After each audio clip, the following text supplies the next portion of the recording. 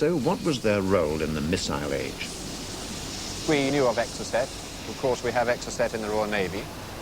And we had a part to play in defending against that threat. The Sea Harrier is the outer ring of defense of the fleet.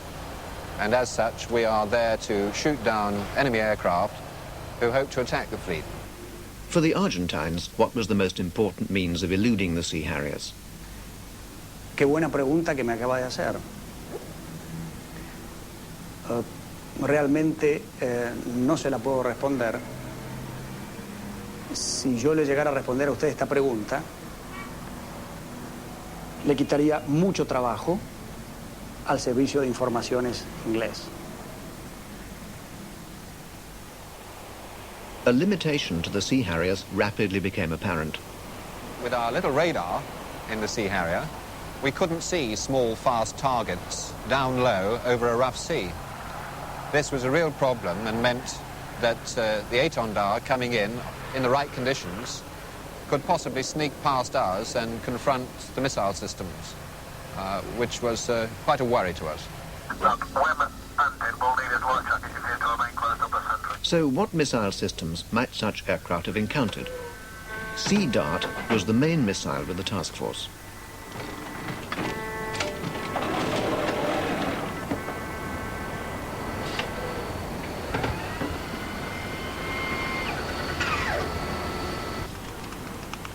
It's a medium-range missile designed against aircraft targets at up to 30 miles. But of the Sea Dart hits in the Falklands War, all were against aircraft and none were against missiles. To stop an Exocet needs a missile system designed for that purpose. Such a system existed with Seawolf.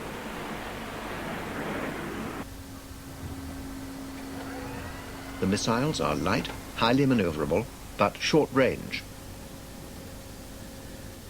The Seawolf system was designed from the very outset as an anti-missile missile.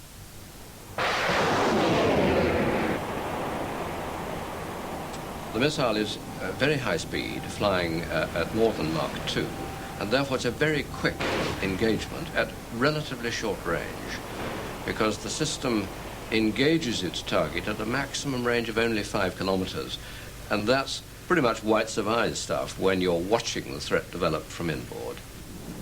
The British problem was that only 2 ships in the task force had the specialist anti-missile missile, HMS Broadsword and the other Type 22 frigate, HMS Brilliant. How best to use these 2 ships became a crucial question.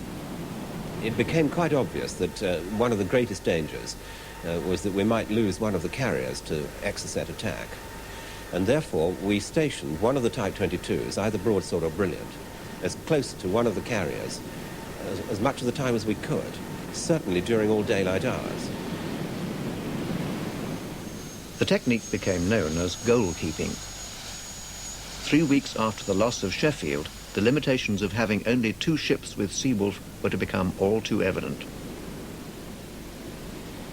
On the 25th of May, the unarmed merchant ship Atlantic Conveyor joined the task force, bringing more supplies, including helicopters and Harriers. Unloading to the nearby carriers had not finished when the Argentines attacked.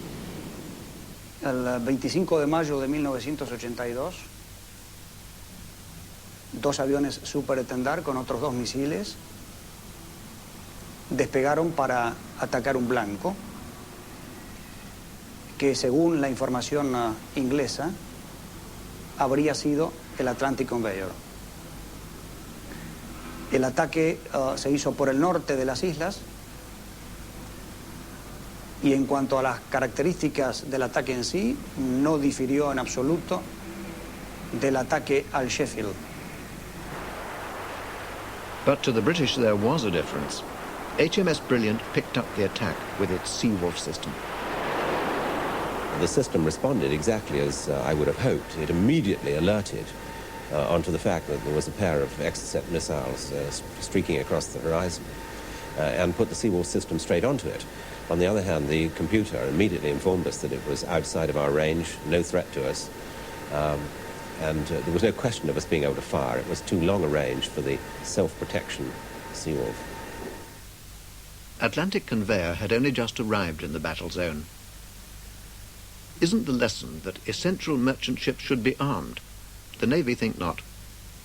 And the reason we don't want to put defensive systems into merchant ships is not because it's difficult to put a small rocket system like Seawolf aboard the ship.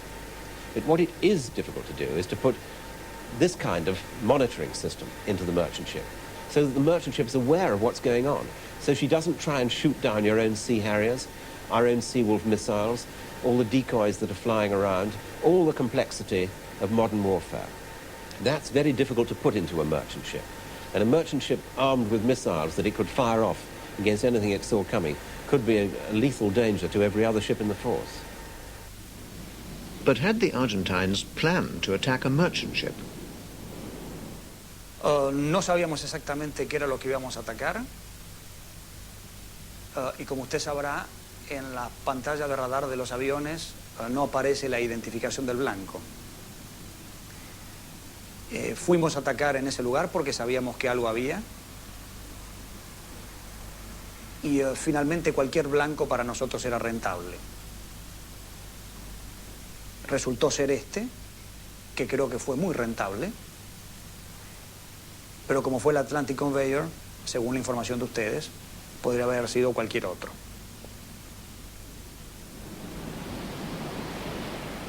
The thought that it might have been an aircraft carrier highlighted the need for a last-ditch line of defense. So the Navy's immediate reaction after the war was to fit this to aircraft carriers.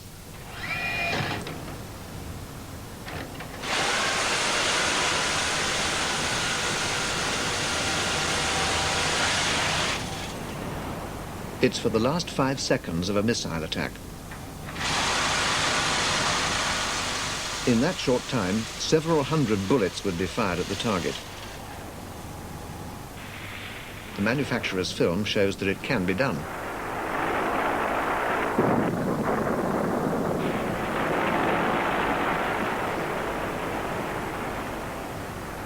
But will hitting the missile always ensure that it disintegrates?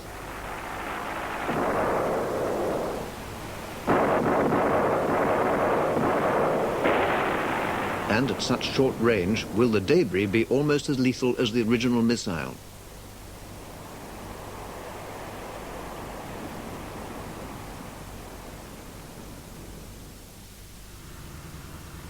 This is the only device credited with successfully foiling an Exocet attack during the entire war. It's a chaff launcher.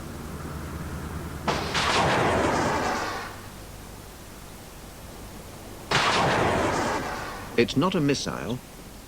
Chaff rockets burst near the ship, producing a cloud of fine aluminium needles. These needles reflect radar waves.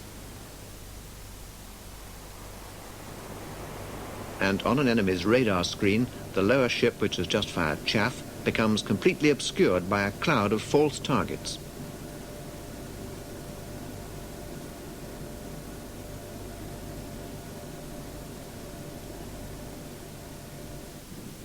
On the 30th of May, HMS Avenger was attacked not just by an Exocet, but also 4 Skyhawk bombers. The British believe chaff saved the ship from the missile. We started off by firing a pattern of chaff, and we turned very rapidly inside it, slowed right down, so that because of the direction of the wind, I didn't want to get outside the pattern of chaff that the ship had sown. And we stayed there, trying as far as possible to remain inconspicuous amongst all these chaff clouds. Once we had the missiles coming in, then we fired another chaff pattern on top of the one we'd already sown, and that presented quite a large number of chaff clouds for the missile to guess at. On this radar screen, the northern ship is HMS Exeter with its Sea Dart anti-aircraft missile. To the south is Avenger, which has just fired chaff. The attack is developing from the bottom of the screen. This reconstruction shows what the British believe happened. Captain White recalls the action. Round Avenger, the chaff pattern is now blooming, and for the first time in the wake of the Super Étendard aircraft, you can just make out 4 faint echoes of Skyhawk bombers coming in.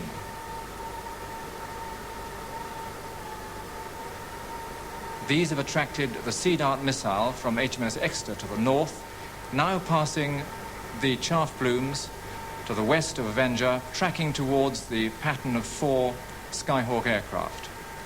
It's just passing the Exocet missile, which is going north towards Avenger and her chaff plumes, and you'll see the Sea Dart missile there engaging the northwestern of the Skyhawk aircraft. It splashes, leaving 3, which press on their attack. Meanwhile, the Exocet missile continues towards Avenger, curving slightly to the east and homing in on some of the chaff clouds to the east of the frigate. You see it passing through the chaff now, missing the frigate, and you'll see it come out the other side and splash harmlessly to the east of Exeter. Meanwhile, the 3 Skyhawk aircraft are going through the barrage of anti-aircraft fire put up by Avenger's gun. That claims 1 of them. The other 2 passed overhead, dropped their bombs, missed, I'm happy to report, and then wheeled off sensibly to Argentina. Originally developed in World War II, chaff had an unexpectedly good war in the Falklands. Even so, current chaff launchers are not very sophisticated. In particular, precise positioning of the chaff cloud is difficult. Controlling the chaff cloud depends on fuse time, and the only way to adjust that is by hand on deck.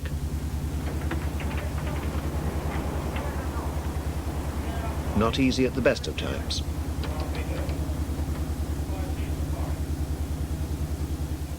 Since the war, Plessy have developed what they term seduction mode chaff.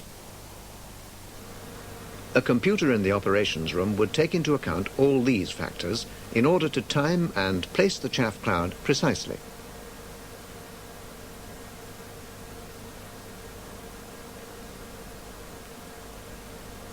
The crucial decision